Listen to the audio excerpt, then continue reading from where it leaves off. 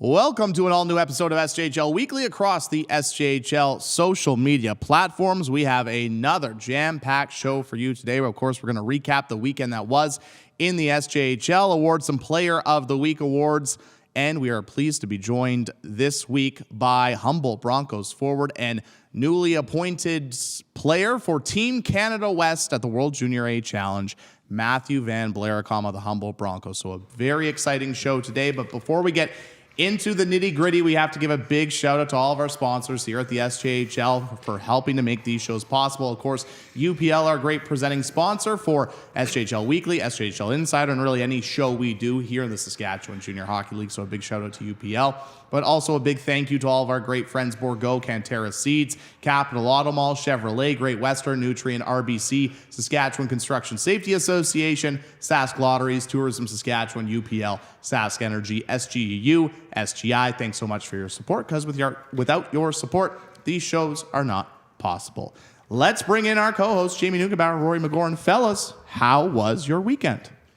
Go ahead. Yeah, it was a long week, but that's okay. Nobody wants to hear me complain, especially because my wife made me the most underrated lunch, I think, that you can have, and that is a grilled cheese sandwich. I love a grilled cheese sandwich. Very underrated, and so I come in here with a big smile on my face. The simple things in life. Yep. Rory, how was your week? You had another road trip. Yeah, very busy weekend for you again. Yeah, but it will culminate before the holiday break with That's four straight home games, right? Yeah. So we are now home. But yeah, it's been a long 35 days with a lot of road games. You know, the Broncos only played 2 over the past month, home games that is. Everything else was away from the EPA. So crazy. But again, 3 games in 3 nights for the Broncos. Picked up 4 points, ran into the Bombers again, who just seems to be the Achilles heel of everyone in this league. Except for Melville, maybe. But it was a great road trip. And then I had a baby shower. Of course, assistant coach Carter Hansen and his lovely wife Bobby are expecting a baby in January. So Exciting. The baby shower was on Sunday, so that was a fun time. And of course, we have one more show. But if the baby comes out in the holiday break sometime, congratulations to them. Yes, Yeah. busy for sure. Well, it was a busy weekend in the SJHL. 10 games. Sorry, Nixie. 10 games on the schedule, both Friday and Saturday. So let's quickly recap it. 5 games Friday, Estevan with a thrilling 5-4 overtime victory over the Battlefords North Stars. Flin Flon doubling up Yorkton 8-4. Kindersley shutting out Melville 2-0. Humboldt with a 5-2 win over La Ronge, and then Melfort hanging on for a 5-4 win over Notre Dame. Then on Saturday, another 5 games. Battlefords. That's incorrect. They lost 4-3 in overtime. There should be a 4 there beside Mel. Wow, quite that's the funny. OT performance. Yeah, it is. Key and Bell, I tell you. Flin Flon had a 6-2 win over Humboldt. Kindersley 5-4 over Estevan. La Ronge 6-4 over Yorkton. And Melfort 7-2 in Wilcox over the Notre Dame Hounds. And of course, all of our lookbacks are presented by Sask Lotteries. Guys, let's start with the Flin Flon Bombers, the top team in the CJHL. They've been the top team in the CJHL according to the top 20 rankings for the last 6 weeks. But another impressive week for the Bombers. 3 wins, 6 points. They continue to roll. Yeah, we have to start with the Flin Flon Bombers. We have to, because when you go up to Flin Flon, you will hear, or I mean, at least us 3 will, about how much they love the show, right? They watch the show all the time. The fans are so engaged with the Bombers, with the league, and, watching the show. And we really, really appreciate that. Absolutely. But I heard from 4 people up there that we don't talk about Flin Flon enough. And I was like, what are you talking about? I think we have really been kind of trying to preach on how this is the best team, if not one of, that I've seen and Nugsy's seen in our time in the SJHL. Absolutely. So just to kill that narrative, we are starting with the Flin Flon Bombers. I hope they're awake for the beginning of the show. I think it's a little bit too of they've just been so dominant. Okay, another couple big wins. That we kind of brush it off. Yeah. Maybe 3 wins Maybe this that's week. what they're getting at. That's a compliment. It's a compliment to me. I mean, yes, we try to cover all the 12 teams in the league, and if they want a little bit more Bomber love, we'll give it to them right now at the top of the show, because again, they trailed like they have been over the last couple weeks. To Yorkton they trailed, to Humboldt they trailed, but this offense is just so potent, and they just roll over you through 60 minutes that if you shut down a guy like Justin Lees, right, which many teams have not actually, no one's really been able to. The guy's got 27 points in his last 10 games. Up until Saturday night, he was on a 9-game point streak with 25 points in his last 9 games. The Broncos didn't allow him to score a goal, but he picked up 2 assists. But then what happened? Well, Carter Anderson got 2 goals. Jacob Faulkner got 4 points. Their power play was stuffed in the first 3 attempts, went 3 for 3 in the next 3 attempts. It's just like if one thing's working, you think you're having a successful run, all of a sudden Flin Flon hits a switch and completely changes it. I'm going to play a little game coming up later in the show called Ranker, and we're going to pit up the Flin Flon Bombers with a couple other dominant teams in the SJHL over the past few years. I want to see where you two rank them, but I have a hard time thinking that they're not number one in my mind. And then I talked to, wonderful broadcaster in Flin Flon, Rob Hart there, and he asked me the question, do you really think that they're as good as Battlefords last year? And I say, Rob, I think they're better. And he's like, oh, come on. I'm like, Rob, it's my opinion. I really do. I think they're better than what Battlefords was last year. I just see more from them. And, I know he hasn't seen a championship in a very long time, neither of the Flin Flon Bombers fans. So they're trying to, keep their emotions in check, which I understand, but there's no reason to right now. They're an absolute juggernaut. And I don't really have anything else to say about the Flin Flon Bombers. I mean, is that enough for the Flin Flon fans? Hold on a second. I do have one more thing. Okay. Because we know what the Flin Flon fans do in that rink, right? Absolutely. They're one of the most passionate teams. You got the guy behind the visiting bench yelling at the players and coaches the whole time. Absolutely. You got fans, coming down on refs. It is a different animal. It's a different atmosphere, but it creates so much fun to go there and participate with the game, right? You know what? It bleeds into the players.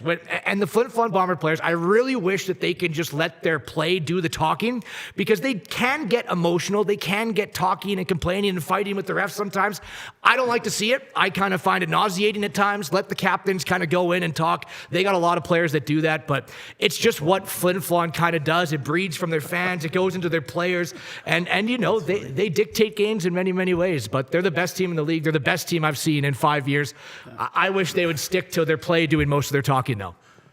Yeah. Newsy, anything to add to that? That was a lot, but a lot of good points. I'm going to veer away from what the players do. Mike Reagan, 500th win in the SJ. Yeah. What a fixture. What a great coach, great person he's been for so long in this year. Back on November the 24th. Sorry we missed it. But they're in Yorkton. He got that win. But yeah, you said it, Rory. 3 of the top 4 scorers, 5 of the top 7, top defensemen, top wins for a goalie, top goals against, top save percentage for a goalie. Like, there's just not a lot of holes. I'm sure Mike Reagan is doing some window shopping around Canada and the USHL and whatever for that last cherry on top of the other cherry on top of the other cherry on top of the whipped cream on top of the sundae. But it's a lot of fun, I'm sure, to be a Flin Flon Bomber right now. Well, I mean, even last year when you talked about the Battlefords North Stars, right? And you said they're the best team in the league, bar none. And then you kind of look outside, well, how would they do against Brooks? Right? Sure. How would they do? Yeah. When you look at Flin Flon right now and you put them up against Brooks, you put them up against the other teams in Canada, I think you got to lean Flin Flon right now. Well, they're favorable. I mean, I was talking to a friend of mine who works with the Collingwood Blues and the OJ, who's the OJ version of the Flin Flon Bombers right now. Like, they're number 3 in the CJ rankings, and I think the Collingwood could beat Flin Flon and could beat Brooks, especially because they have maybe the best goalie in Canada in Noah Pack, who's committed to Yale. Who, Jeromy, you saw plenty of. It was very good. He's unbelievable. But anyways, and he was like, "What do you think?" And I was like, "Yeah, like, again, different teams. I think Battleford's decor last year was something special, and we didn't talk about it enough, maybe because they aren't electric and dynamic top to bottom. Obviously, Tynan knew where it was, but top to bottom, they were an incredible decor. And Josh Cote, what more can you say? So again, get into the comparing games. It's hard to say, but certainly, I think this year favorably, Flin Flon does match up very, very well. And to conclude the Flin Flon conversation, they played games. Yes, they do. Like you said, you talked with Rob, and he said comparing obviously Flin Flon and Battlefords to last year. we love Rob so much. Sometimes he's a little pessimistic about his own team. And I'm going to pull the curtain back a little bit. He told me last year he didn't think that the Bombers would make the playoffs unless a certain player on his team scored 60 goals. That's funny. They made the league final. They were just fine. He, you know what? Like also like I also obviously have watched teams play up in Flin Flon, and he is so classy. And whoever does color for him usually is too so classy to the other team. Doesn't matter if it's like 7, 8, 9, 10, nothing. Flin Flon, he's still like, this guy's very good. complimentary. And they're very, very classy. So I appreciate that too. All right, we'll move on from the Flin Flon Bomber talk. Hopefully, Bombers fans, you stick around. It was 11 minutes off the top, just to let you know. A lot of Flin Flon quite talk. A bit. We got to move on to another team that very quietly had a perfect week as well. Yeah. And that's the Kindersley Clippers. They go from losing 2 games at home to the La Ronge Ice Wolves, and they go in, they beat the Notre Dame Hounds, they shut out the Melville Millionaires, and then they earn a 5-4 win at home over the Estevan Bruins Saturday night. And now quietly, all of a sudden, because of those 3 wins, they have leapfrogged a bunch of teams, and now they're in 5th place in the SJHL standings. Yeah, I mean, they were a team, I think like Notre Dame and Humboldt and some other teams hadn't played a lot of home games to start the year, and now Kindersley has had 5 in a row just now, and they were, let me tell you, they were disappointed with the way they played against La Ronge when they had that 2 against La Ronge at home, and they lost both, and people were impressed with the way La Ronge played, and they didn't take anything away from La Ronge, but when I was up there, they were saying, we were disappointed, and that was right down to the players, and boy, oh boy, have they come out with a statement. The 2-0 win Friday against Melville was the first shutout of Cody Jamin's career. So congratulations to Cody Jamin. It was also the Kindersley Clippers' first shutout win of any type since January the 21st, 2022 in a 4-0 win in Weyburn. But we've known that they're good at West Central Event Center for a long time. They're a much better team there, trying to put that all together. But they've got some dynamic players. Keenan Ingram has 13 goals. Not points, goals in his last 7 games. 13 That's goals wild. in 7 games, and goals in 3 in a row. I love the Ingles defense centerman, the 20-year-old centerman. He gives it all for the Clippers every night. And you were talking there, you called the game there, Jeromy, Estevan, and Kindersley, that his line with Cash Arnson, who's back, hasn't played since early October, and Alex Mack, who's had his own injury problems. They were a terrific line against Estevan. But yeah, their weapons in Kindersley, it starts with that top line. Obviously, Ingram, Talon Hilbig, and Linklater, they're as good as anybody in the league. And guys, it's starting to come here for Kindersley. They feel that juice. They know what it's like. They got that winning feeling now, and we've talked about how much we've liked Kindersley all year, so I'm not really that surprised. Yeah, and they've slowly gotten better as the year has gone on, and I only expect that to continue. I mean, Rory, you've called a bunch of games between Kindersley and Humboldt, and it seems like every time they played, you were very impressed with Kindersley. Yeah, I'm always impressed with Kindersley, and Keenan Ingram would be a great guy to get on the show in the new year, I think, because the story from him playing Double-A a couple of years ago, right, lighting it up, 56 points in 27 games, but I understand it's not Triple-A, it's U18 Double-A, right? So maybe there's a little bit of a reserve there, what he can do at the next level. He goes to Junior B, 74 points in 41 games. Right, he's getting an opportunity. I don't even think it was a slow start, but it's definitely he found that step in this league. He's unbelievable. So I'd love to talk to him about the journey. The Kindersley Clippers, look, I love good storytelling. I love good writing, right? I'm a big movie buff, and I definitely like when they're like an Academy Award nominee for Best Picture, right? There maybe not be the Flin Flon Bombers, the flashiest, big bang, explosive, Hollywood, $100 million budget, right? But the Kindersley Clippers are just perfect storytelling. They are 3 brothers on the team. They have so many local players. They haven't made the playoffs since 2018-19. They are 1 week out of the playoffs, 1 week in the playoffs, right? 7 out of 10 points, losing 2 to La Ronge, sweeping a homestand. You know how much Linklater, how much Hilbig, 20-year-olds from Kindersley want to bring them back to the playoffs. To me, they're the most interesting team in the SJHL right now. They are a story, and I love watching them. I love to see how this is going to unfold. I hope they make the playoffs. They're back in 5th place right now, but to me, they're just like that unsung Academy Award nominee, like when the Hurt Locker beat Avatar, right? Like that's the Kindersley Clippers for me right there. They are the Hurt Locker, and I love watching them. And they have a lot of underrated guys. Like 100%. I love Easton Ingles, just said that a second ago. Austin Ashovi has been a revelation. I've loved Kyler Smith the last couple of years. He doesn't make a mistake. Like, he doesn't put a foot wrong. Again, does he put up a lot of flash? No, but he doesn't put a foot wrong. They got some tough guys coming back, and especially Arnson. Obviously, he's as tough as they come in this league. So Clayton Jardine done a great job. Again, we all knew he could do a good job. We saw it in 18-19. Yeah.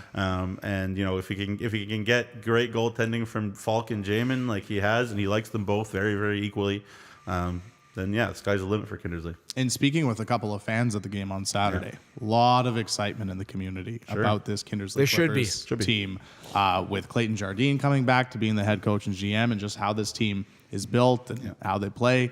A lot of excitement in Kindersley. All right, let's move on. Let's talk a little bit about Estevan, Battlefords, Melville, some teams that obviously Melville and Estevan both lost to Kindersley, and then both Estevan and Melville knocked off the Battlefords this weekend at the ACC. You don't see Battlefords lose 2 games at the ACC too often. Out of those 3 teams, I'll let you guys, Rory, who do you want to talk about first?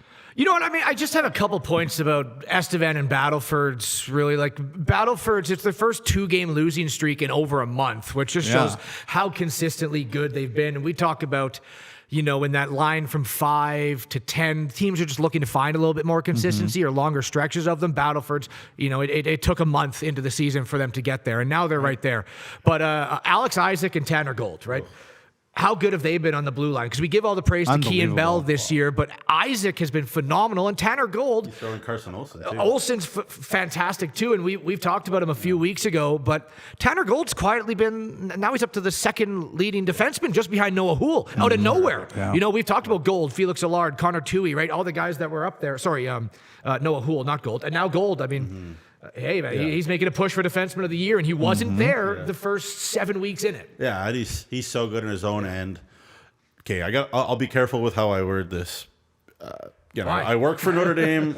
I'll be very careful. Get the disclaimer ready. How many times do we watch the World Juniors, right? We watch Canada and the World Juniors, and they play like Latvia or Kazakhstan or something, and then the next night they have to play like Sweden or something, or USA. Oh, and I it's see like, where you're going, it's like, they didn't get up as much as they should have, because the night before they could play 75, 80%, and it was kind of enough to win 11-0 or whatever, right? So year after year, right? In the World Juniors. Okay, again, I love the Notre Dame boys, but I think that's kind of what happened here. To me, that's the way I kind of see it, is that it was so easy. It was disgusting. No offense, but like it was rough. It was hard to watch how easy it was for Battlefords to be up on Notre Dame at the ACC midweek. And this was this was this past Wednesday. This past week. Game. Yeah, the 8-2 game. It was so easy for Battlefords, and I think again, like, they're human beings. They're a great team. They're playing great. Braden Klamosko's happy, I'm sure. Not happy with the 2 losses, but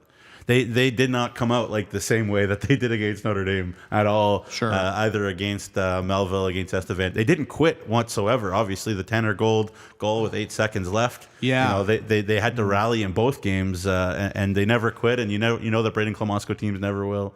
But I think maybe it was just coming easy. It wasn't just the Notre Dame game. I think it was kind of coming easy for Battlefords at a lot of games. And, it finally bit them over a weekend. They still got 2 points. They still found a way to grind those out. And, Doug Johnson coaching that Melville Millionaires team, like on a given night, that Melville Millionaires team will beat anybody. So, hey, not a big surprise to me. And just for the Estevan Bruins, I mean, in that first game against the Battlefords North Stars, the way their season has been going and things can kind of quickly derail, I'm really happy that they picked up that overtime win, because it can go a long way. Just, learning, I'm not saying they haven't learned adversity yet, but in a game like that, it had a boatload of it, up 3-0. Battleford scores 3 straight, 1 in the second, 2 in the third. Estevan scores with 3 minutes and 57 seconds left to go up again. Battleford scores with 8 seconds left in the game to tie it up and force overtime. You know how deflating that is? But then Tristan Dussault in overtime picks up the extra point. So, yeah, they do lose the next game. And I know Jason Tatarnic likes bulletin board material. He's told us in the interview that, he shows the show to his players when we say something negative about the team, and hopefully that it fires him up. But, Estevan was one of the highest regarded teams coming into the year. Everyone thought so, 1-2 with Flin Flon. Now we got 24 games of a sample size. This isn't them starting 0-6. This isn't them starting 1-8. It's 24 games. They're 11-11 with a -16 goal differential. It's been a disappointment compared to what we thought at the beginning of the year. So they won 5 in a row in early November. They've now lost 5 of their last 7. It's just, I don't understand why they can't find the correct footing with some of the players they have. They just seemingly can't. So if that's more bulletin board material and they'll pick it up after the show, then You're welcome. But I'm sure the pundits, there's a lot of Estevan faithful, Sports Beatnik, right? All the guys that Josh Biggs of the Estevan Bruins, they love their Bruins. Oh, yeah, they would say the same thing. 11-11 this much into the season is not good enough. Yeah, and especially with obviously the roster that they have too, a very talented roster for the Estevan Bruins. But going back to the Battlefords-Melville game, despite Melville picking up the overtime victory, it was actually a Battlefords goal that will be the Tourism Saskatchewan highlight of the week. Have a look. Keane up high to ball, poke checked on the play. Metternich now looking to get away here. Keane backtracking on him. And Metternich right to the front of the goal. One hands and he scores. What a goal. Can you believe it? Josh Metternich. I couldn't believe it, Margaret, actually, when I saw it. And to that point, actually, I got a text right away because SJHL Commissioner Kyle McIntyre was at that game. Yeah. And he texted me right away. He's like, highlight of the week. Got it. Third goal, Battlefords. And book not, it. Not I just said, okay. a nice goal by Metternich, who's been a nice pickup, but it was a shorthanded goal down 5-on-3. Yeah. Like, you don't ever see that. So kudos to Josh Metternich. For sure. All right. We got to speed things up just a little bit. Let's move on. Let's Humboldt and La Ronge, they both played 3-3s this weekend. La Ronge playing 3 at home. Rory, obviously 3 games on the road, but the Broncos pick up 4 out of 6 points. Got to be pretty happy with the road trip like that. Yeah, happy with the road trip and happy with their third periods. They, had 7 third period goals combined between the 2 goal games. Spencer Bell's been an absolute force. He now leads the team in points. His skating has come so much over the past year. I think he's your prototypical power forward now who can move the puck, break down the wall. He doesn't get taken off. He's got 14 goals this year. He's got 8 points in his last 3 games. He's been everything for the Humboldt Broncos. When you talk about Van Blaricom, Cage Newens, all the other pieces, Spencer Bell just quietly doing his job, and I've absolutely loved his game.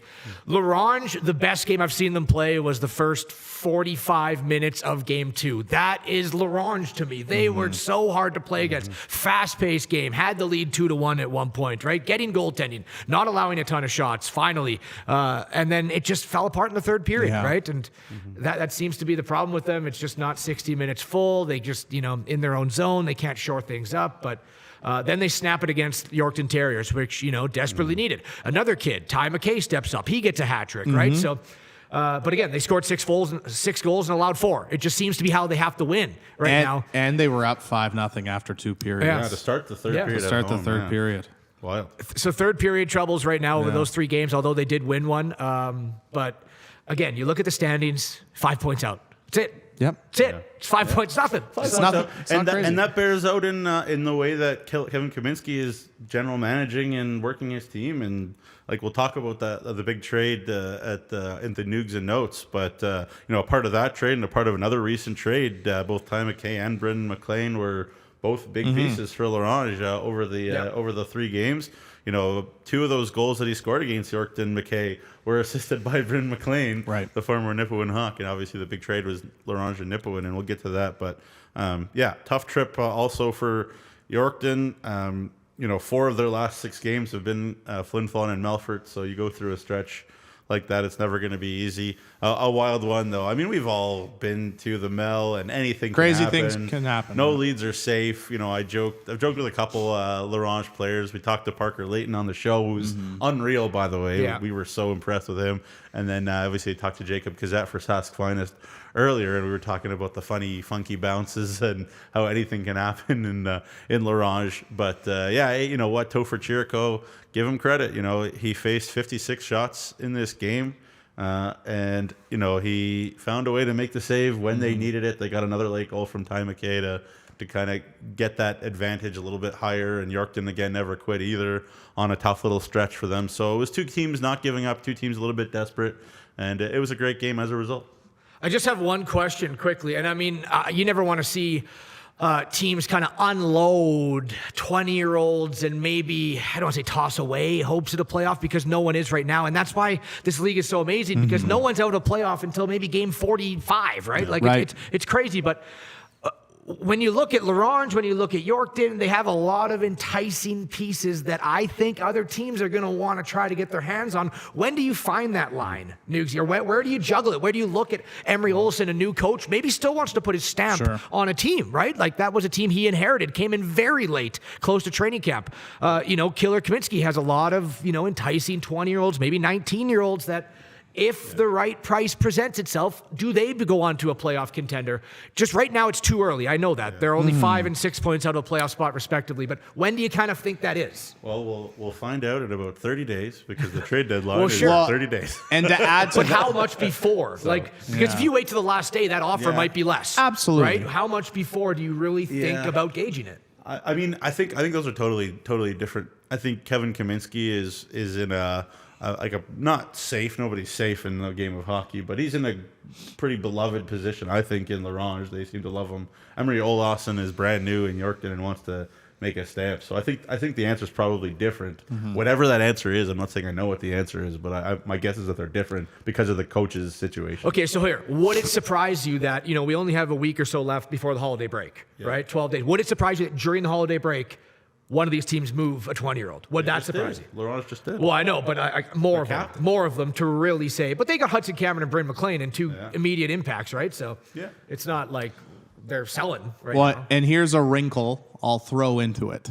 There is a trade freeze from December 10th to January 1st. There's a freeze, but there's still texting. For sure. But the transactions can't be processed. That's true. For sure, right? So you have 6 days before the start of the freeze. And then from January 1st to January 10th, that's only 10 days. 10 days. So that's an interesting There's wrinkle. just a lot of pieces on those teams that I agree. Teams are going to want. There'll be phone calls to both Emery and Killer about a lot of those players. Yeah. Well, same with Brett Pilkington, too. Yeah. The next month will be interesting. Nugs, before we get to Nugs and Notes, quick thoughts on Melfort Notre Dame? Yeah, third period was terrific for the Hounds. They could have just packed it in down 5-1 going to the third, just like Yorkton and La Ronge there. But great third period there in Melfort. Christian Coombs had a bit of a dehydration issue, is my understanding, and so his legs kind of gave out on him. And so James Venn came in, and apparently James Venn was sick, and so the Hounds used that momentum and played a great third period. And Cole Wyron had a terrific look, with 10 seconds left, and tried to force a one-timer to Vinnie Palmerine. But otherwise, it was a great effort by the Hounds. Throughout that game, really, I was really impressed with the way that the Hounds played there in Melfort. And the Mustangs, when Zach Summers and Aiden Hutchinson are going, and Logan Belton has been a nice piece on that line too, they're hard for anybody in this league to stop. And I think that's really where the difference was in this one, is that the Hounds really couldn't stop that top line. As you see the tic-tac-toe right there, that was kind of the way it went a lot of the night. And a lot of the two games, I don't know how much gas the Hounds had left, 4 and 5.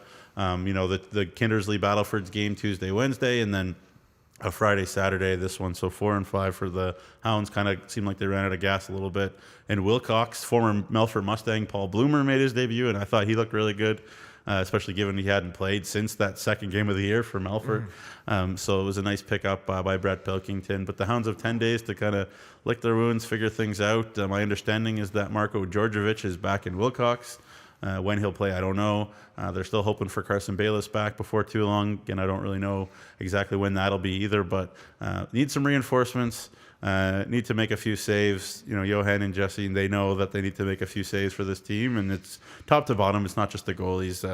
There's still plenty of time. You talked about it, Rory. It's the same with Yorkton. Same so with much La Ronge. time. Yeah. Same with Estevan, Weyburn. If they're not where they want to be, there's so much time still in this league to turn things around. I think last year at this point we were basically like Weyburn. They're we were casting aside. They weren't in the playoff spot. Just finished. Just go home and get your golfing trip ready, Cody Mapes and company. But they figured it out and went to the playoffs. So it's kind of the same for all those teams, right? And there you go. Trevor Blevins still doing a great job. His team relatively injury. Obviously, Ryan Duguay, we hope he gets back soon from his injury. Man, Leith Olofsson and Trace Freemore as a pairing. What a lockdown. They're so good together. They are hard to generate offense against. So good for them. If they need to get some health from James Venn and Christian Coombs, I think that makes a big difference too. But I think Trevor Levin's pretty happy over the couple games overall. All right, so there's your recap from the weekend that was. Before we go to break, it's time for Noogsy's favorite segment, Nugs and Notes. Just mine. I And hope. Faith. And Faith. Jacob Faith, I- the and director I of marketing hope, as well. A large amount of people out. Should I get the cookies out of the way first? Sure, I'll get the cookies. So Rory's girlfriend Megan, so kind, made me gluten-free cookies. What a nice gesture. You can't reach them. Explain it. Explain it. You did. Why did Describe she give the me cookies. Well, it So was nice. just a Christmas gift Here's to a Christmas longtime gift. co-host, and then we know that you like sweets, but you often can't eat them, so she thought making you gluten-free cookies there would be a There you nice go. gesture. Take a little bite. Absolutely delicious. Nobody wants me to eat for too long, though. All right.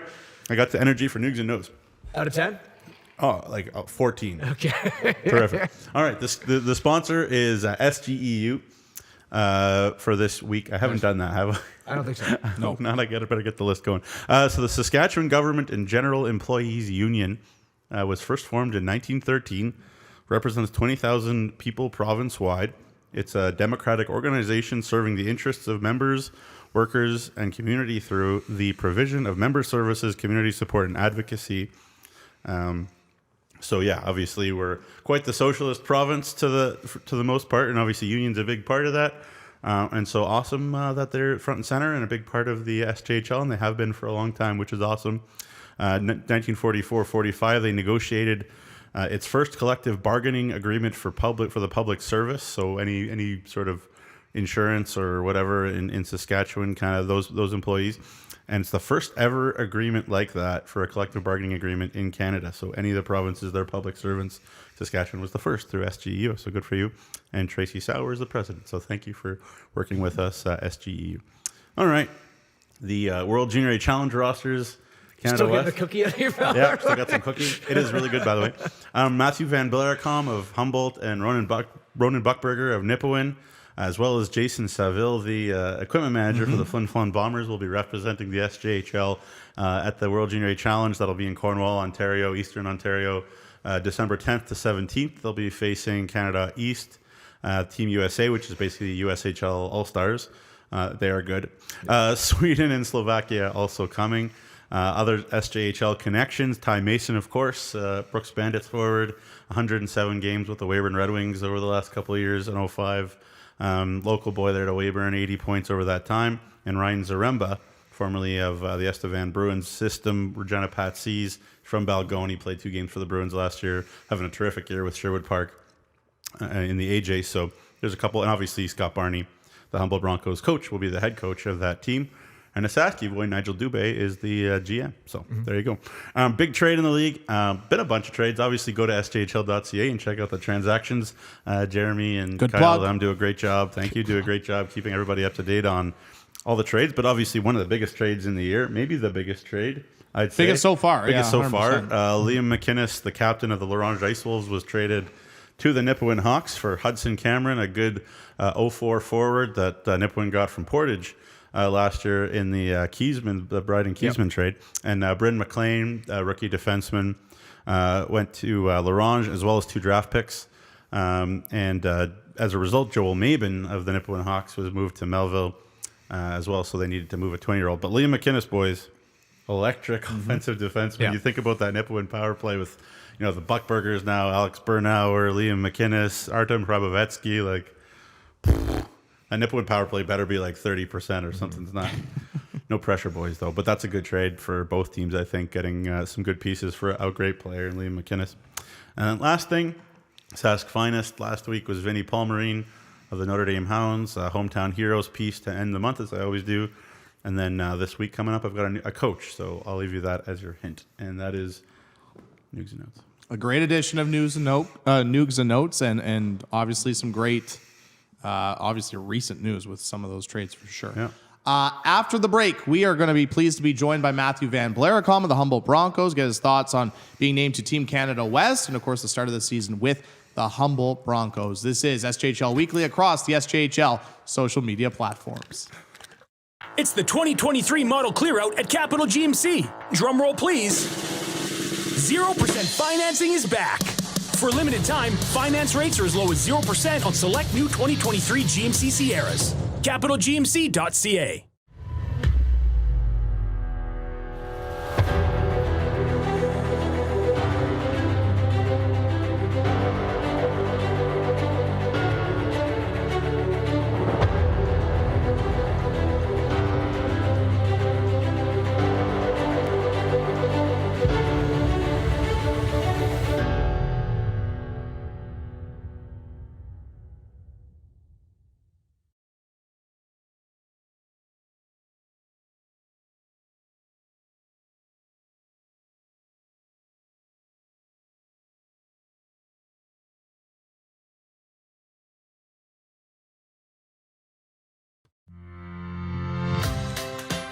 Connecting with customers can be tough, but it doesn't have to be. At Direct West, we have the marketing tools and expertise to help introduce your business to the masses and help it grow.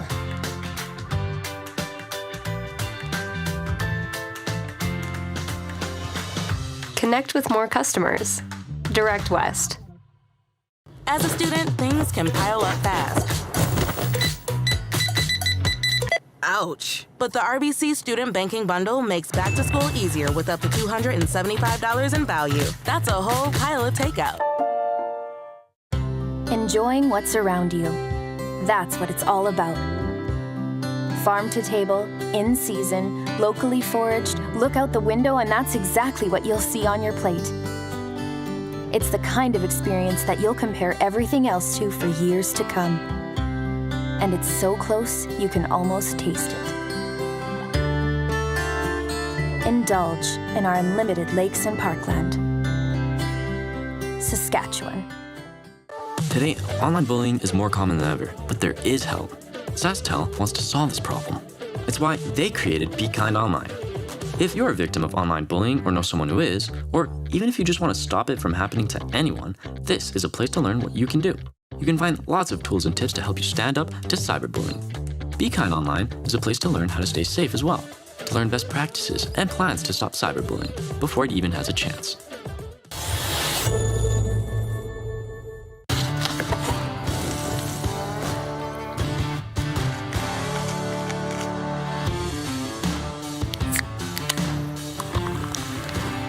Original 16. Celebrate things done well. Sask Energy Network members are the best choice for natural gas solutions for your home or business.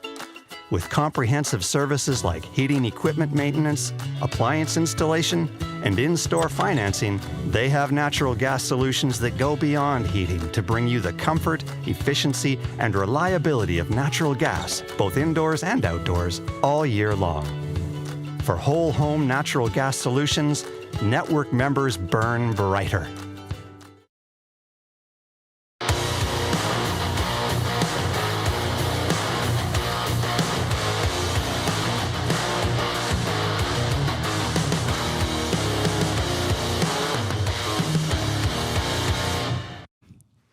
All right, we are back. Oh, man, excuse me. Somebody else got the cookies. I had some cookies in my throat, too. Yeah. It's Jamie, Rory, Jeromy. You're not making him sound good man. at all. I sound awful. You guys take it away here. I gotta take a sip of water. Well, we are going to be joined by Humboldt Broncos forward and now newly announced member, along with Ronan Buckberger, for the World Junior A Challenge of Team Canada West. And let's bring him in. There he is. There he is, Matthew van Blarcom. Sorry, Matt. I just had oatmeal in my throat, I guess, from Noogsy's cookie. I don't know. Matthew, thanks so much for joining us. How's it going today? Good. Well, How first, about you guys self? Oh, we're doing great. We're talking hockey and we're surviving oatmeal cookies, I guess. First and foremost, congratulations on being named to Team Canada West. Tell us a little bit about how you found out. Well, it was just we were playing Flon actually, and Barnes just kind of called me in and then told me the good news, and I was ecstatic right when I heard it, and big honor and super excited. I just want to follow that up. You know, obviously, what was your how do I word this? What was your level of expectation, I guess, around it, given that he is your coach? Obviously, you got to earn everything in the game of hockey. That's the way it goes. But the fact that he is the head coach of the Junior A team, the World Junior A Challenge team, and your coach, was that something that motivated you to come out hard and make sure that, you proved him, that he couldn't keep you off kind of thing? What was your mindset around that? Yeah, for sure. It just kept me going. I knew where I wanted to be, and I knew I wanted to get there, and almost push myself even more every day to get to that goal and show him why he shouldn't not take me on there, and why I deserve a spot on there for sure. When you kind of take a step back now, I know it hasn't even started, and afterwards it might kind of have that whole washing over yourself kind of feeling, but just knowing that you're going to represent your country and wear the maple leaf on the front of your jersey, what does that mean to you even before kind of playing in the game? Well, it's definitely a big opportunity for me, and it's been a dream my whole life to wear that logo. And it's a little nerve wracking looking at it now, but I'm super excited to be able to represent not only Humboldt and my community, but the whole country to just put that jersey on. It's definitely a big step for me, and I'm super excited. Do you kind of envision right now pulling it over your shoulder pads and just kind of how that will feel looking down on it? Oh yeah, for sure. Yeah, super cool. It's been it seems like from the outside, it's just been this like straight line meteoric rise for you. Obviously, you start the year U18 last year. You weren't even a junior player last year, and then halfway through, everybody's talking about you and Barney signs you, and you don't see that too often where a U18 kid goes straight, is signed in the middle of the year and makes an impact of any kind. But I guess just talk about, what's kind of been the switch that's flicked for you, because, obviously you were a guy that was on the radar in the province, but, this is, you're heading into really, heady areas. Yeah, no, like I started this year, I knew where I wanted to be personally, and I want to be kind of that top guy, someone that you want to rely on a team, and someone who can make an impact every game. And I've kind of just pushed to make sure that I'm the best, trying to be the best on the ice every game, and trying to just play myself every day, and just make sure I'm ready to go every time I step on the ice. And part of the development curve was kind of your work in the off season, because Nugsy asked me even way back in training camp, he said, how does Van Blarcom look? I said, man, it's crazy. Like, I've never seen a jump from year one to year two. I mean, if that's who he is, and, it's not just him getting excited to come out in camp, like, this is going to be special. Where do you kind of weigh the work you put in the offseason, and what did you do in the offseason? Because the jump you made was incredible. Yeah, no, like, in the offseason, like, I was training 4 or 5 times a week with my brother, actually. He was my trainer all summer. And, I was skating every day, and I was always trying to work on something different whenever I got on the ice, just trying to work on different skills to make sure that I'm ready to go throughout the season, and just cleaning up things that I know I need to work on, and just getting feedback from lots of people that I was skating with, and that really pushed me over the edge, trying to just getting ready for the season, and even just skating every time. Like, I'm mid-season, I need to go whenever, and that just kind of kept me going throughout there and got me ready for this season. Matt, to build off that, I want to just ask how valuable it is having somebody like Scott Barney as your head coach, a guy that has played in the NHL. He's played pro in so many different countries. How valuable has that been as a resource for you in your development? It's been a big help, really, because he knows lots about the game, and he's shown me, he's kind of pushed me into a path where he knows I'll be good, and he's just shown me where to go as a player. And he's given me all these different tips and throughout it, and he's also putting high expectations on me to make sure that I'm always trying to go ahead. I'm not stuck in a rut. He's always pushed me to be better every day, and it's keep me on track. Yeah, for sure. And again, almost piggybacking that, but it's kind of two-parters, because it wasn't a fight between Rory and I, but we bicker sometimes. That's the way it goes between Rory and I. You probably know this by now. But I said, Scott Barney loves to give young kids opportunity, and I admire him a lot for that.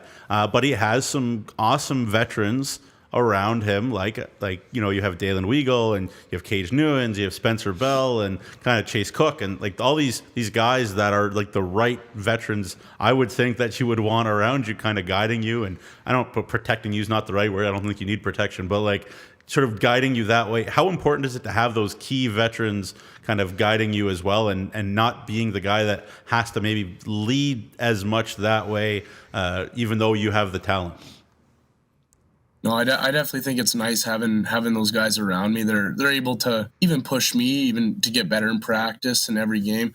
And even when I have some of those lows during the game or some mistakes and stuff, at least they're there to always help me, pick me up, and just make sure I'm keep going, not getting in my head, which is really big, because they've been through it. They know what it's like. So it's definitely nice to have those guys around me and be able to keep me going throughout the season, and make sure I'm not getting in my own head. And it almost takes off a little bit of pressure too, to know that I got those guys around me to help me out whenever. if people are just looking at the stats and they haven't had, the opportunity to watch you play, they might be like, wow, yeah, very offensive, dynamic talent. But you play with an edge and kind of, a bit of a pest, a bit of an anger to you, right? How young were you, or where did that kind of come from? Because, when the Broncos drafted you out of U15, right, and, Scott Barney even said he'll score 4 goals on you and then stick you on the way to the bench, right? He's kind of got that edge to him. Where did that come from? Your brothers, your other players you played with, and when did you know that that's kind of a style that you want to bring to your game? No, that definitely came from my brother. Whenever we were younger, he would always be in the basement, playing hockey, and he would always throw me around because he was a little older than me. So, I had to get in a few chips here and there, but never ended well for me. That's kind of where it all started. I've kind of grown up around that. Like, my dad always was on me too. He's like, you don't want to be a soft player. You want to be in there, kind of mixing it up a little bit, getting into the other team's head. And, I kind of built off that throughout my whole game with that too. Yeah, for sure. And then, just the last question from me, Michigan Tech, where you committed. Tell us about, where that is, why them, and how that all came to be. They're in Houghton, Michigan. So it's just in the top northern part there. And it's a smaller school, which is kind of a bigger thing for me. I've come from a small town, going to a big city and all that would be a little daunting. So it's nice to know that I'm not going to somewhere where it's going to be a lot of pressure or like hard to get around and stuff. But and right when they started talking to me, they're always talking to me, giving me feedback and everything. It was super nice to know that they're on my side. They want me to be good. They want me to always be good, and be able to play there would be awesome. And having them be such a good program, and even schooling there is a big part for me, because even if I don't go on anywhere after that, at least I know I got a good education and I can go on and do whatever I pick to do from there. I just got one more quick question before we go into rapid fire. We kind of talked about your development that you had last year, right? But you kind of look at what's been lining up for you in the future, right? You weren't drafted into the WHL. Of course, you get drafted first round into the Broncos, now drafted into the USHL. You got your NCAA Division I commitment. You're on the NHL Central Scouting Draft list for the NHL, right? Team Canada for this. How do you kind of take it one day at a time? And when you look at all these things, you got to be really pleased with kind of your trajectory and where you want things to go, are you not? Oh yeah, for sure. I'm super happy in the place I am. But saying that, I gotta keep going. I gotta keep always climbing that hill. But it's sometimes hard to not look ahead of myself. Mm-hmm. But I mean, taking that day at a time, just knowing I gotta do the same routine and do all these little things to get to where I need to be, which is the big part. I can't be trying to skip ahead. I got to be honest and make sure I'm doing everything I need to do every day to make sure I'm ready for those moments. Appreciate it. Okay, it is time for Rory's Rapid Fire. I got 5 quick ones for you. Here we go. You're a goaltender on the Humboldt Broncos. Ooh. Which of these 3 are you most likely to stop? A Cage Newens one-timer, a Matthew van Blarcom snap or wrist shot from the hash mark, or a Spencer Bell breakaway? Ooh, I think I could take a Spencer Bell breakaway. But you know where Van Blaricom's going to shoot it, though. You maybe not. I don't know. Well, I don't know. I could maybe be mixing up a little bit too. Who knows? Hey, you know what? Maybe there is one day where you're in NHL 26, 27, right? The video game. What would be your highest attribute and what would be your lowest attribute? Ooh, good one. I'd probably say my highest attribute would probably be my snapshot, my shot. And then I'd probably say my lowest attribute would maybe my oh, that's a tough one. I'd probably go my hitting would probably be the lowest attribute. I'm a little smaller, but I mean, still could throw it around. Yeah, you throw it around a bit. We all know Scott Barney. He's kind of renowned as a really important players coach in his time with the Humboldt Broncos. He definitely likes to mix it up. He likes to have fun. But if Scott Barney were to, fall in practice or do a shootout competition and miss the net, which Bronco is giving it back to him the most? Oh, I'd probably say Chase Cook's probably giving it back to him a little bit, because Barnes likes to give him a hard time here and there. So I'm sure Cookie he'll give it back for sure. If you could choose 2 former Team Canada members, of course you are going to be on Team Canada, and I mean like Olympics, World Championships, World Juniors, not just the World Junior A Challenge, but anyone to play for Team Canada, to be on your line, a dream Team Canada, Matthew van Blarcom and two other forwards, who would it be? I'd probably go Sidney Crosby, and I'd probably go Connor Bedard. Yeah, that'd be a pretty fun line there. Yeah, absolutely. And final one for me. We got a couple nicknames for you. Of course, I use MVB. Of course, Matthew van Blarcom, MVP kind of lingo there. Nugsy likes to use the website because .com, Matthew van Blarcom. I love that one as well. If you had to choose between MVB and the website, which one? The website. Well, no, the website's a great nickname because whatever one you pick, we'll use it for the rest of the show. Yeah, the website's definitely a new one. I haven't really heard that one before, that's for sure. But yeah, I've heard MVB before. I like that one. I don't mind though. I like the little MVB mix there. I don't know about the website though. That's definitely a different one. It's outside the box. Yeah, I do outside like the box. We'll keep them both. We'll keep them both. I like it. Yeah. We'll see. We'll see if maybe some of your teammates start calling you the website now. Well, why not? I mean, it doesn't make a lot of sense. But whatever. That's fine. My one is Rory's always hammering guys about giving their broadcaster impressions. So we happen to know your broadcaster is listening. So do you have any Rory McGouran broadcaster impressions? Oh, I don't have any locked and loaded right now. It's the Dog and Pony Show. Well, Matthew, we really appreciate your time today. Thanks so much for joining us on the show. Congratulations once again on being named to Team Canada West, and best of luck in Cornwall. Yeah, thank you for having me. All right, that's Matthew van Blarcom of the Humboldt Broncos, MVB, or maybe the website. I like the website. I do. I really do. Let's try and get that going. I think the website. Let's go with that one. All right. Let's take a break. When we come back, we're going to hand out some players of the week. We're going to also hand out some mid-season awards, and we have a big announcement coming up in the third block. You won't want to miss it. All that and more coming up. SJHL Weekly across the SJHL social media platforms. The Chevrolet Silverado 1500. Advanced power and capability to tackle the long hauls. Style to make a statement on the streets. Visit ChevroletOffers.ca to learn more.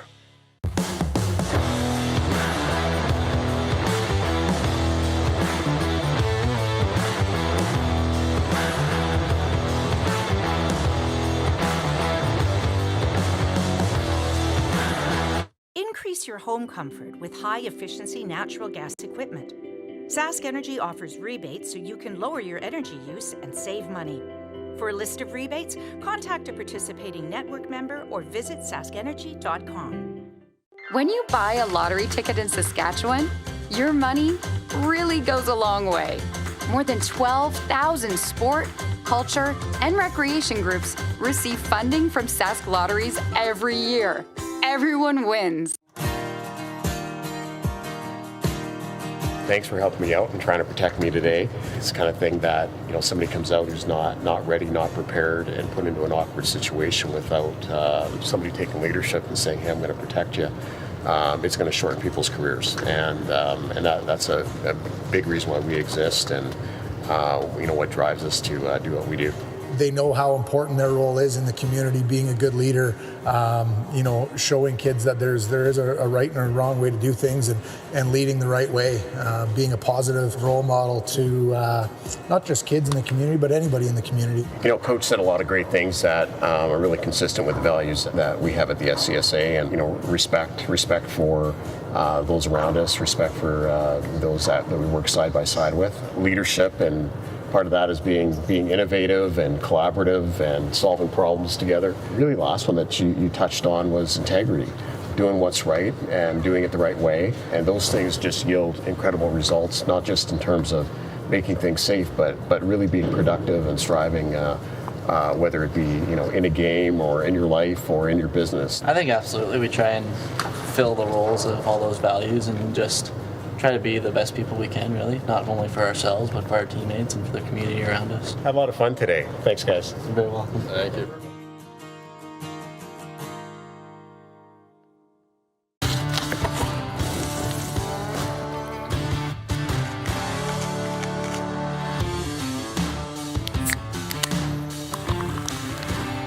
Original 16. Celebrate things done well.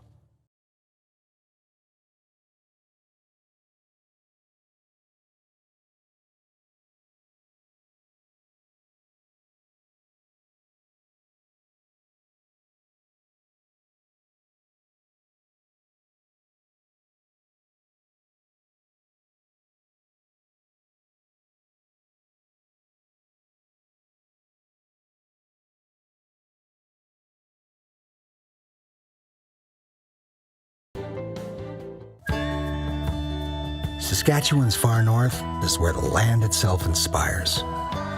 It's the beauty and power of wilderness, the solitude of a place far removed from what you might know. When this landscape surrounds you, it's like nothing else. Come and let it awaken you, energize you. Come and create your story in our Northern Lights and Waterways. Saskatchewan.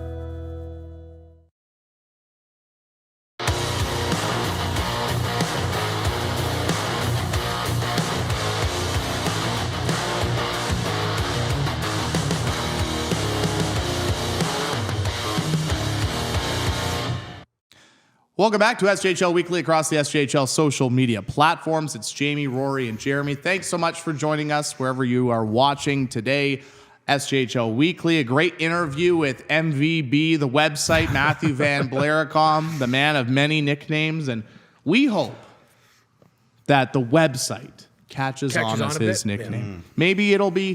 Maybe, this is a big hypothetical, but maybe that'll catch on at the World Junior A Challenge.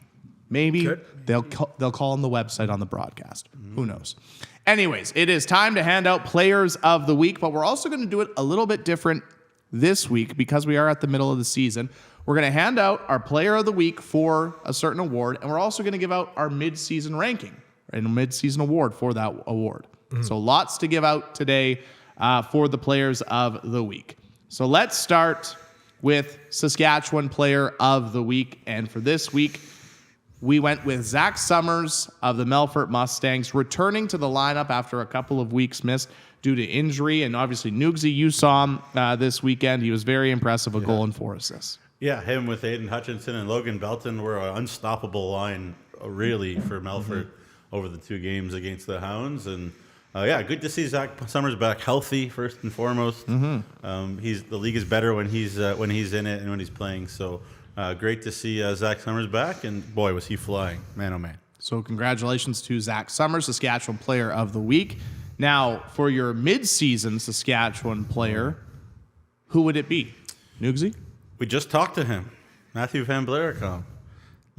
Easy peasy. 11 points in his last 5 games. Committed, consistent, physical, pest. I don't care how old he is. He's to me, he's been the best Saskatchewan player in the league all year. Rory?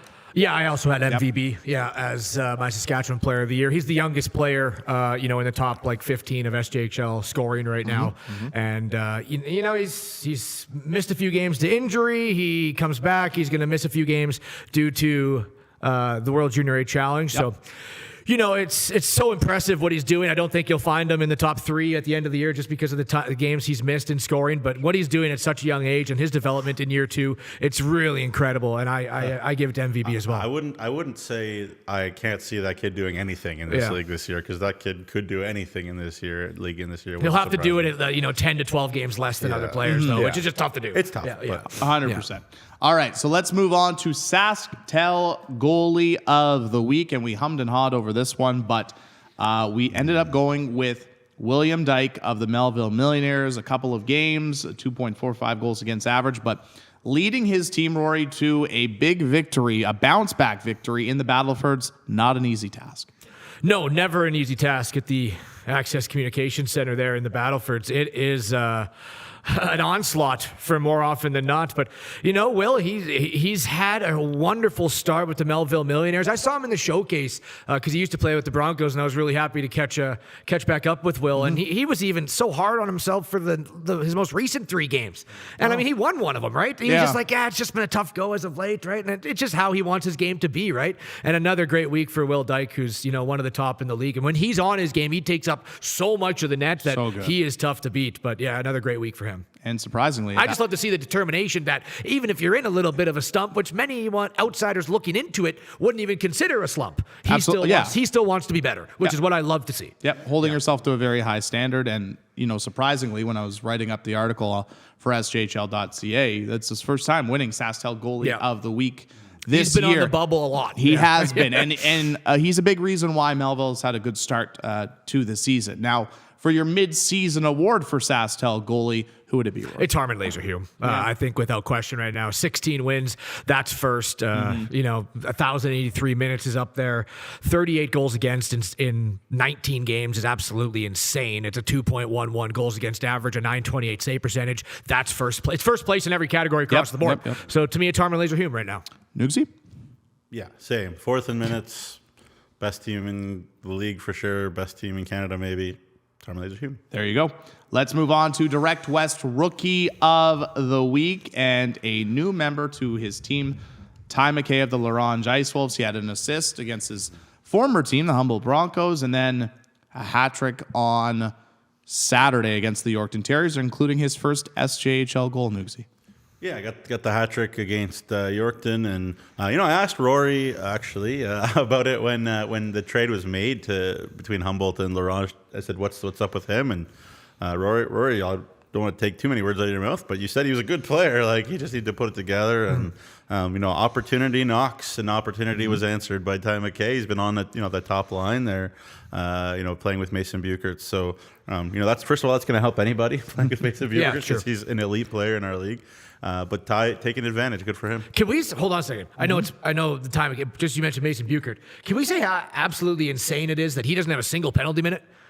Yeah. He's like really? 10 points over a point per game, has played like 30 games, and plays in the Mel with La Ronge. Doesn't have a single penalty minute. Hasn't taken a hooking, a tripping. I was going to say the SJHL Lady Bing Award. Crazy. That is crazy. So midway through the Lady Bing Award, Mason Buchert Brought as well. to you by Megan's Cookies. Nice. There you go. Sponsored.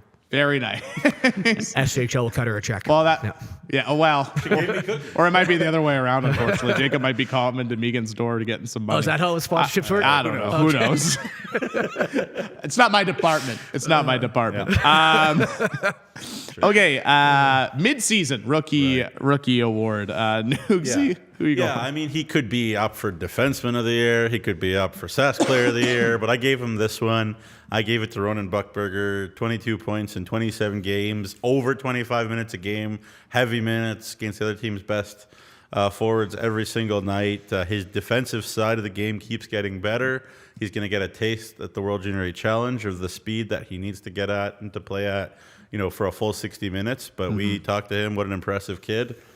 Could have been him. It could have been Carson Olsen for me. Olsen plays with Tanner Gold, and that's great. Terrific for him. But I think that maybe gave Ronan a tick above because he's doing it with maybe a slightly lesser pairing. But, man, both of those guys are terrific, but I'm going to give it to Ronan Buchberger. It's going to be a slight to Keenan Ingram, and I apologize, but if you gave it to Buchberger, I'll give it to Olsen. Yeah. It's just tough being a 2006-born defenseman. Yeah. And you know what? Regardless of your pairing, playing with Tanner Gold, that veteran who's won a championship, is huge for Carson Olsen. But absolutely. I also just need to give a shout-out to playing as a defenseman in this league, a 2006 birth year. Very That's tough. Hard to do. So if he goes Buchberger, I'll go Olsen. And Keenan Ingram is incredible. Ingram's fantastic. I don't love the rule that if you played 50 games in the KI and then you come to the still a rookie? you're still a rookie. Yeah. That's a fair point. Yeah. That's fair. But yes, congratulations going back to Ty McKay, Direct West Rookie of the Week.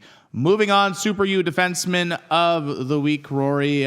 Felix Allard of the Estevan Bruins. He had a goal and an assist in both games this weekend, and he continues to rack up points and quietly climb the league leaders in defenseman scoring.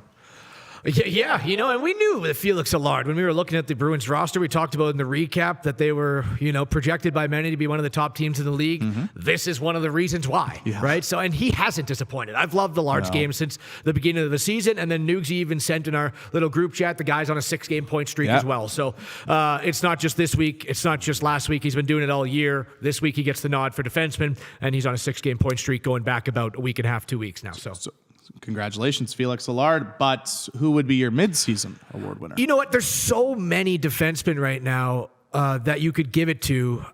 It's just hard not to give it to Noah Houle. When you look back over all the years, there's only been 2 defensemen since 2018-19 that have played a full year and have finished over a point per game. Right. That, of course, was Tynan Ewert last year. Mm-hmm. And then it was Cale Tosh in 2018-19. Crazy hair. You look 2 years ago, Xavier Lapointe had 50 points in 58 games, and he was the runaway favorite for defenseman of the year, right? Runaway over Noah Barlog, who had 42 points. Noah Houle has 10 points more than point per. If you don't give it to him, I don't know who else you give it to. So it's Houle for me right now. I've tried to kind of think of something else because Flin Flon is right now going to sweep a lot of the awards, but you can't right now just based off of who has won in past years. Noah Houle has been better than all of them. Yeah. We moved it around. I mean, you can't. To me, you have to say Noah Houle. You talk about what we thought Van Blaricom would be coming into the year. He's been a lot better even than that. We knew Noah Houle ended last year pretty well. Went to the finals, but boy, oh boy, has he been a monster. Lindenwood, Division I commitment already. He's also, guys, he's plus 28, and yes, Flin Flon dominates a lot. We get it. But still, you need to be a responsible D-man to play for Mike Reagan, and Noah Houle does that. He does it all for them. He's not in trouble in his own end because the puck's on his stick every shift. So, and our over-under, though, that we did in Buy It or Sell It prior to the year, I think it was 3.5. Was it 2.5 or 3.5 defensemen above a point per game? I feel like it was 2.5. Might have been 2.5. Well, we're at, I think, 5 right now. Yeah. Connor Toohey, Chase Frietmore, Tanner Gold, Noah Houle, and then you got guys like Leith Olofsson, Alex Isaac, that are Felix Allard in there too, that are just banging at the door. So it looks like over's going to hit. Yeah, it looks very interesting for sure. All right, a couple more to hand out. Bourgault forward of the week. And when somebody scores 7 goals in a week, more times than not, you are going to get some sort of award, and that being Carter Anderson of the Flin Flon Bombers. Rory, I mean, you saw him on Saturday. You've seen him recently a couple of times. Just how impressive has he been? He's super impressive. And again, I have a little bit of another question just coming up in a bit about this guy's ability to fire a one-timer from the right side on the power play. It's as good as any. You got a 4-goal game, as you mentioned, scored 2 more power play goals against the Humboldt Broncos. And that was the game winner and the go-ahead. The Broncos were leading 2-0. Flin Flon scored the next 2 to tie it up, and then Carter Anderson took the game away. He's got 12 power play goals this season. That's first. He's closing in on Justin Lees for the league lead in goals. Lees has a couple more than him right now, but Anderson's a dynamic talent, and just that shot's elite for sure. Yeah, just 2 goals behind teammate Justin Lees in the goal department in the SJHL. Now, who would be your Bourgault forward? I've Justin Lees right now. Yeah, 46 points in 25 games, 22 goals, 24 assists. He's the most dynamic player in the SJHL. Mm-hmm. He can pick up the puck, control a game from whatever spot of the ice he wants. I think he, like I said, is the most dynamic player, and I would give him the forward of the year. Nugsy? I tossed a bunch of guys around, but I'm going to pick my own guy because I don't care about the rules. Justin Lees is probably the right answer, but I'm going to go with Ryan Duguay. 36 points in 23 games, so consistent. That's a good answer. Before his injuries, big time, great value pick by Rory in the fantasy draft. Got to shout out Rory as well. Is the right answer Justin Lees because he kind of does everything for Flin Flon? Absolutely. Is Carter Anderson the most talented individual forward in the league? That's probably true. He and Kean Vell, but I just think Ryan Duguay is it has done so much, even with a lot of injuries around him in Melfort. So there you go. All right, and finally, SGU MVP of the week this week. From the Melfort Mustangs, Nugsy, again, you saw him twice this weekend. Logan Belton, 4 goals, 5 assists, 9 points, a very strong week for the 19-year-old. Yeah, well, the job number one for Logan Belton playing on the line with Zach Summers, Aiden Hutchinson is, can you think along with them offensively, because their chemistry is so incredible. You need to be on the same page, and the answer was yes. Like, he was right on board. They scored some beautiful goals in transition. They scored them deep in the offensive zone off the cycle game as well, and he was money to finish. Look, this guy had 66 points in 33 games at U18 his last year, a couple of years ago in Manitoba minor hockey, and so Trevor Blevins knows that the offense was there for Logan Belton. It's coming through in spades now. He's getting an opportunity with the injury to Duguay, but that's a great guy to have around, and he's been lighting it up lately, so good for him. Now, who would be your mid-season MVP so far? Yeah, it's got to be Kean Bell for me. 42 points in 16 games. The Stars are 13-2-1 since he came back, fellas. 13-2-1. Yeah. He's got 3 game-winning goals on top of that as well to lead the league in that category. He's made the Battlefords power play, maybe with Flin Flon, the most unstoppable power play in the league. And for me, it's Kean Bell. Yeah, I don't even have to add anything else. You saw their record before he came. Yep. You saw their goal differential before he came. You've seen it after. The MVP is Kean Bell. Yeah, and that's that's the definition of MVP. For sure. There are your players of the week. Of course, if you want to read more about the players of the week, be sure to go to sjhl.ca. The article is up now, but we do have 2 more mid-season awards that we wanted to hand out. I think there might be an obvious answer for this next one, but who is your mid-season coach of the year? Rory? I don't know if it's an obvious answer right now. No? I mean, you can look at what, Doug Johnson has done in Melville. Sure. You can look at what Clayton Jardine has done in Kindersley. Mike Reagan, of course, is going to be my pick. Scott Barney would be in the running as well, but with what Flin Flon has done, I'm gonna lean to Mike Reagan and give it to him. 100%, yeah. I mean, I went back and forth. So I'm going to give it to both, to me, what Doug Johnson has done with what we thought was such a bear cupboard in Melville. Those kids deserve a lot of credit for sticking with him and sticking with the way he coaches and the way that they want to play. It's not an easy way to play game in, game out in Melville, but they do it on a lot of nights. So I'll give it to Doug Johnson, and the co-winner for me is Scott Barney. A lot of injuries. You talked about it, Rory. The Bronx have been on the road a lot. They've missed Dalen Weigel quite a lot. They're missing guys here and there. Connor Tui's had to step up. It's again, year after year, Scott Barney gets more than the sum of the roster out of that Broncos team too, and that's what I look for a coach, is to get more than just the sum of your parts to a really impressive degree. And both Doug Johnson and Scott Barney have done that in huge spades. So I do like that the Broncos are the only team to not bring in a player since the start of the season. Yeah. They've traded 2 away for future considerations, just with roster numbers. They have not brought in anyone. Nope. Which is pretty impressive to say. Yeah, I mean, clearly they recruit well. They definitely do. There's that. And finally, a late one that we added. Most improved player. Newsy, did you have one? Yeah, for me, it's David Coyle of the Melfort Mustangs, centerman. Again, big role because of injuries. Zach Summers' injury and Ryan Duguay's injury and David Ryu, and you go down the list in Melfort what they're missing. But David Coyle, he penalty kills as well as anybody in the league. He was basically not sent away, not cast off, but Trevor Blevins said, hey, go back to the KI and work hard and get in better shape and come back and be a big piece for us in the future. And he came back, and he's been a machine for Melfort lately. So, half season most improved player for me is David Coyle. I love that pick as well. A guy that just really wasn't quite there last year. Yeah. And look what he's doing this year. I love David Coyle on that pick. And because I know we have a big announcement to make, right? Yep, we got to look ahead to next week. Yep. In about 2.5 minutes time. Yep. So, but I like we've gone long today. I like trying to figure out kind of new segment ideas. We have one more show next week where we already have our segment planned. It's fun. We do it every year. But into the future, into next year, into the new year, I want to bring out kind of this idea and tease it, because I do feel it would be fantastic for social media, and then get everyone kind of commenting and figuring out what they like. So those are great segment ideas. I just have 2 questions for you guys. We'll call it Rank It. Right? So there's 3 options. You just got to rank it. Put them 1, 2, 3. And then on people on social media, you could do it as well. Yeah. These 3 teams, rank them from what you think is the best to, obviously not the worst. They all won championships, or maybe will. Estevan 2 years ago, Battlefords last year, Flin Flon this year. Where are you ranking them based off what you've seen? I know you've only seen 25 games from Flin Flon. Want to go first? I'll go first. Go ahead. I'll gladly go first. You want me to go top, bottom, or bottom? You can go 1, 2, 3. I would say from what I've seen from Flin Flon this year, I would give Flin Flon the slight edge. I think they're 1. Okay. And then I would do Battlefords Estevan. Okay. That would be my 3 in that order. Yeah. But they're all great teams. Yeah, they're all all fantastic teams. But they're all that great. would be my personal order. Yeah. Huh. Yeah. I mean, okay. Yeah. So, right. I think it's Flin Flon this year for sure 1, but Battleford's because of Josh Cote and again, no slouch to Harmon Laser Hume, but that decor, Ewart and Gibbs and Gold and etc.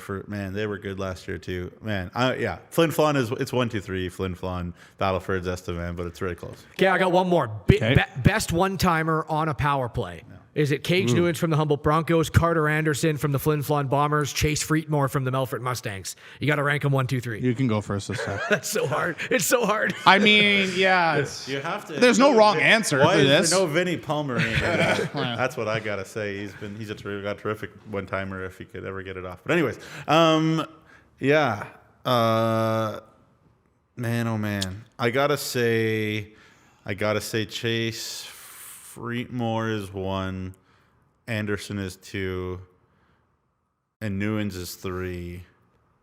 But it's like it's close. Well, that's why it's great for debate. That's great for debate. And that's a tough one because obviously Freemore's 2 are scary. forwards and they kind of set up at the top of the circle, and one's at the blue line more times than not. Yeah. So that makes it a bit more difficult. little Are you bit just more saying distance. who has the hardest one, or just, who? just the most dynamic one, I don't know. I think the forwards at the top of the circle would be, or they're more difficult to stop for the goaltenders from a goaltending perspective. So I'd probably go then Anderson, Newens, Freetmore. But I think Freetmore, because he's further away, it's a lot more difficult. We could put those two on social media and see what people think. I mean, that's a top. You're comparing. So should Rank It come back in the new year? Absolutely. All right. I like All right, Rank there's It. a tease. I like There you Rank go. It. We that was a last minute addition, and it was a great addition. Yeah. So great job, Rory. Thank you. Okay, we teased it. Big announcement, and here's the big announcement. It's something all 3 of us are very excited about. Guys in the back, could you please put up the graphic? It is the return of the SJHL Game of the Month on SaskTel. It is back, and the good news is you don't have to wait long. No. Week and a half from now, the first game of the month. There it is. There's a schedule. Battlefords, Kindersley, West Central Event Center, 7:30 on December SaskTel, 15th. Nice. just before Christmas. So it's an early Christmas present for us. We get to do Game of the Month on SaskTel. It's exciting. We're excited. Well, look at all those 4 games. I mean, those are rivalries, baby, right? Battlefords, Kindersley, Estevan, Weyburn in January, Humboldt, Melfort in February, Yorkton, Melville in March. Those are all rivalry games. love it. I love it. Yeah, you want to sell the emotion. The SJ, the parity's there, and when you have parity, you have emotion. You have people that don't like each other. It's all what people want to see. Lots of talent. We talked a lot about the Kindersley Clippers and their storylines. We've talked a lot about the Battlefords and Notre Stars. That's They're gonna rich be with a great first storylines. Man, it couldn't have come at a better time for 2 teams with better storylines too. Yep, So, lots to tell with those 2 teams for that first game. So we always encourage, of course, if you are in the area, get out to the game, support your local team. But if you can't, guess what? You can watch on SaskTel, and you can see our 3 lovely faces for the SaskTel SJHL Game of the Month. Again, we are very excited about it. The full release can be found on sjhl.ca. All right, let's take a look at the next couple days in the SJHL. We got a couple games coming up. The week will start off tomorrow. Rory, you finally get a home game. Humboldt playing host to Yorkton, 7 o'clock EPA. And then Wednesday, 3 games Wednesday. Weyburn and Nipawin finally return to the ice after some time off, having the weekend off. Flin Flon's in La Ronge, and Melfort will play host to Estevan. Now, we're 2 weeks away from the holiday break, guys, but obviously points are very valuable moving into the Christmas break. But when you look at this week, what are you looking at? What are you keeping your eye on? Rory. I'm going to continue to put that movie on rerun, and I'm going to watch it over and over again until, I don't think there'll ever be an ending that I won't be shocked by, and it's going to be the Kindersley Clippers. They play Melfort, and then they have a rematch against La Ronge. I love the 2 games for the Clippers, but again, we saw them get 7 out of 10 points in 5 and 6 days. Then we saw them lose 2 in a row to La Ronge. Then we saw them win 3 in a row at home. The Kindersley Clippers are a storybook movie right now, and I am glued to the TV watching them. So, Kindersley. Yeah, I feel like I say it a lot just because, I just feel like the Estevan Bruins and under Jason Tatarnic, like, it's never a dull moment there either. So, Melfort, we talked all year. Can they win 2, 3, 4 in a row? Sure. Like they did at the start of the year because they were as hot as anybody to start the year, and that's a big piece of why the record is where it is. But they have Estevan and Melfort at the Palace December 6th. That's going to be a lot of fun. And then Estevan and Nipawin, when will we see Liam McInnes in Nipawin colors? Be very interesting to see that. So I got my eyes on a busy 3-3 for the Estevan Bruins. 3-4 actually. 3-4. But nice. Day off on Thursday. Right, on Thursday, yeah. I was actually going to say Weyburn Nipawin just because I'm interested to see how those 2 teams respond after having a week off. Yeah, they haven't played forever. Yeah, Weyburn hasn't played in like 10 days, and Nipawin hasn't played when they play on Wednesday. It will be in 8 days. Yeah. So both teams will be well rested, and maybe we'll see Liam McInnes. Who knows? Should be an interesting, but it'll be a great week in the SJHL. Lot of great games, and of course, we only have 2 weeks left before the holiday break. So get out to your local rink, support your local team. But of course, if not, you can stay up to date with everything in the SJHL across the social media platforms on Facebook, Twitter, or X. Sorry, that's right. X. There it is. Still want to call it the bird. Instagram, TikTok. Subscribe to the YouTube channel. That's where you get the highlights and of course our shows on demand. And get your Flow Hockey subscription. Now, if you would like to obviously support your local team and watch your local team while they're on the road, if you can't make it, I think a Flow Hockey subscription would make a great Christmas present. Absolutely. Good plug. Get your subscription today for the hockey lover in your life. And of course, we have to give a big thank you to our great sponsors here at the SJHL. Of course, UPL, our great presenting sponsor for all of our shows here at the SJHL. Thank you so much to UPL. And a big thank you to our friends at Bourgault, Cantera Seeds, Capital Auto Mall, Chevrolet, Great Western Nutrient, RBC, Saskatchewan Construction Safety Association, Sask Lotteries, Tourism Saskatchewan, UPL, Sask Energy, SGEU, SGI. Thank you so much for your support. Without your support, these shows would not be possible. Lots of great games coming up in the SJHL this week. Get out to your local rink, support your local team. For Jamie Neugebauer, for Rory McGouran, my name's Jeromy Corrigan, and this has been another great edition of SJHL Weekly across the SJHL social media platforms.